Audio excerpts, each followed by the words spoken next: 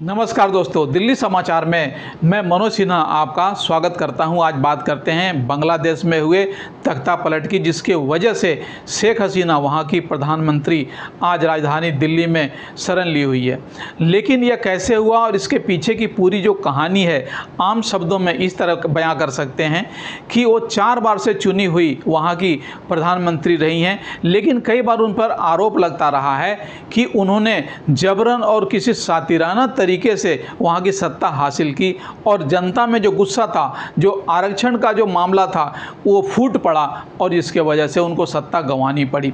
लेकिन इसके तह में जाने पे ये भी पता चलता है कि पाकिस्तान और चीन इस तरह से जो बांग्लादेश की जो तरक्की हो रही थी और जो इंडिया से उनकी जो सहभागिता थी, वो उन्हें फूटे नज़र नहीं सुभा रहा था और आज नतीजा सामने आया है। लेकिन आज दूसरा सिक्के का पहलू यह है कि बांग्लादेश में जिस तरह से हिंदुओं पे आतंक का साया मंडरा रहा है, जिस तरह से उन्हें मारा जा रहा है, उनके घरों को जलाया जा रहा है और उन्हें भागने पे मजबूर किया जा रहा है, वो चिंता वाली बात है। और दूसरी तरफ एक डर जो भारत सरकार को सता रहा है कि कहीं भारी संख्या में बांग्लादेश के शरणार्थी भारत ना आ जाएं, उससे यहाँ पे जो व्यवस्था बिगड़ेगी, उसकी बड़ी चिंता है।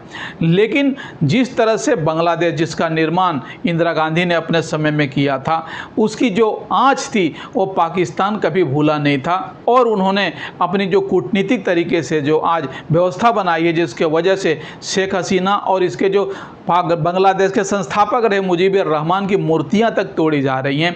एक तरह से बांग्लादेश जिस तरह से आर्थिक तरक्की कर रहा था, उसको ब्रेक लगा और जिस तरह से बीएनपी और दूसरे लोग सक्रिय हो गए, मिलिट्री शासन लगाने की नौबत आ गई है।